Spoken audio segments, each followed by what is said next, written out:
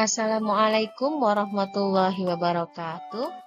Halo sahabat, hari ini kita akan berbincang mengenai apa sih itu komponen rencana pelaksanaan pembelajaran atau yang sering kita sebut dengan RPP pada pembelajaran tematik kelas rendah. Nah, apa sih itu RPP? RPP atau Rencana Pelaksanaan Pembelajaran merupakan sebuah dokumen yang berisi gambaran atau rencana pembelajaran yang akan dilakukan selama satu kali pertemuan. RPP memuat satu kompetensi dasar atau lebih. RPP juga dapat diartikan sebagai pedoman dalam pelaksanaan pembelajaran. Secara garis besar, komponen RPP ada beberapa bagian. Yang pertama ada bagian identitas, kompetensi, materi dan metode, media, alat, dan sumber belajar, langkah pembelajaran, dan yang terakhir, penilaian. Pada komponen identitas, ada beberapa sub-bagian. Yang pertama adalah nama satuan pendidikan atau sekolah. Biasanya pada bagian ini kita tuliskan nama sekolah tempat kita akan mengajar. Contoh, Min 1 Kota Palangkaraya. Bagian yang kedua adalah kelas dan semester. Nanti sahabat bisa menuliskan di kelas berapa dan semester berapa sahabat akan mengajar.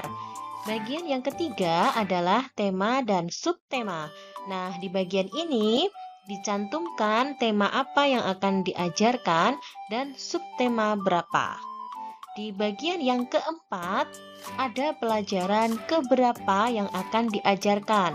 Contoh, sahabat bisa menulisnya pelajaran ke-1, pelajaran kedua, atau yang lainnya.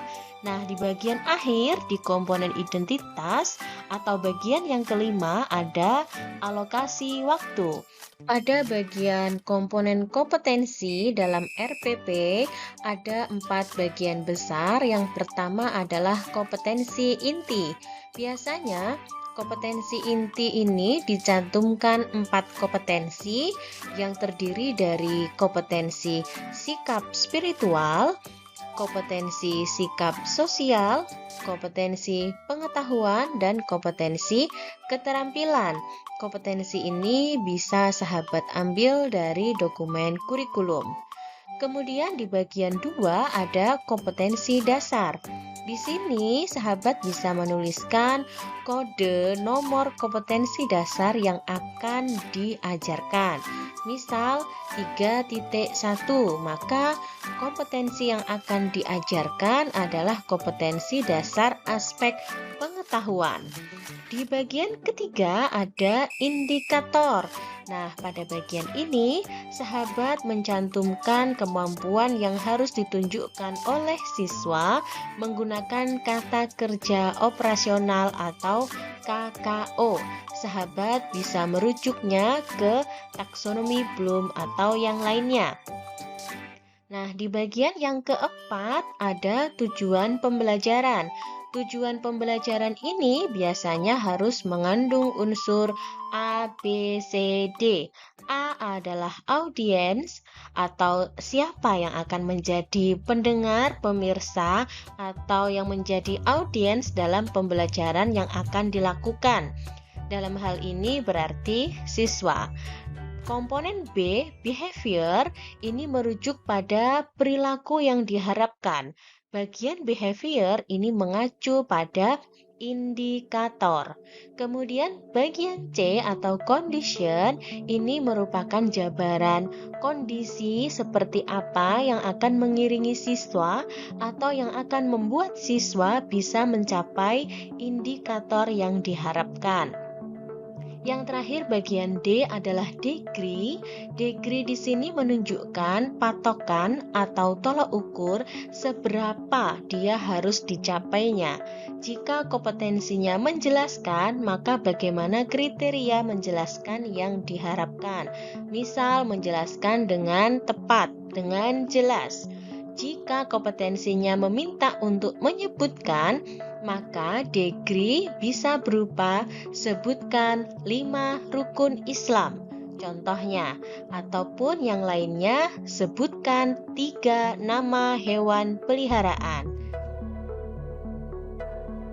Nah, sahabat, komponen dari RPP lain yang tidak kalah penting, diantaranya adalah materi ajar. Materi ajar ini isinya berupa uraian materi yang sesuai dan yang akan membantu siswa untuk mencapai tujuan pembelajaran. Kemudian ada komponen metode pembelajaran. Nah, metode pembelajaran ini harus sahabat sesuaikan dengan karakteristik siswanya, karakteristik materinya, dan kondisi yang ada. Komponen RPP berikutnya adalah media pembelajaran. Sama seperti metode tadi, media pembelajaran harus sahabat pilih dengan memperhatikan gaya belajar siswa atau karakteristik siswa, materinya, serta menyesuaikan dengan kondisi yang ada. Bagian selanjutnya yaitu sumber belajar, berisi tentang daftar referensi atau sumber-sumber yang bisa digunakan oleh siswa dalam belajar. Komponen dalam RPP selanjutnya adalah langkah pembelajaran. Pada komponen ini memerlukan kreativitas, memerlukan ide-ide dari sahabat sekalian.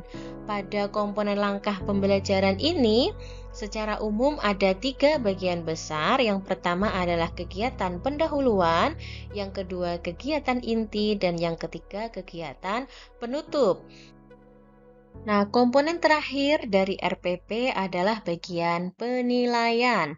Di bagian penilaian ini, sahabat harus mencantumkan jenis penilaian yang digunakan. Jenis penilaian yang dicantumkan bisa berupa tes atau non-tes.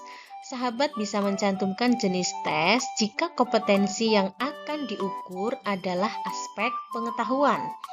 Bisa menggunakan instrumen, soal, tes lisan, tes tertulis, esai, dan jenis yang lainnya. Jika sahabat akan mengukur kompetensi keterampilan, maka sahabat bisa menggunakan jenis penilaian non-tes.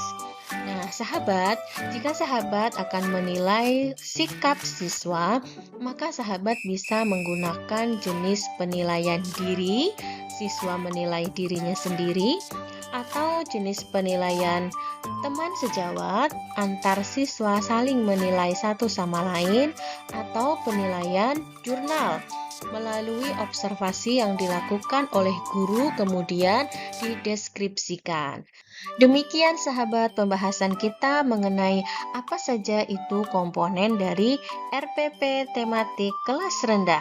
Semoga bermanfaat bagi sahabat semuanya, dan jangan lupa jika sahabat nanti menjadi guru, susunlah rencana pembelajaran yang menarik, menyenangkan bagi siswa, akan tetapi jangan mengenyampingkan pencapaian tujuan pembelajaran.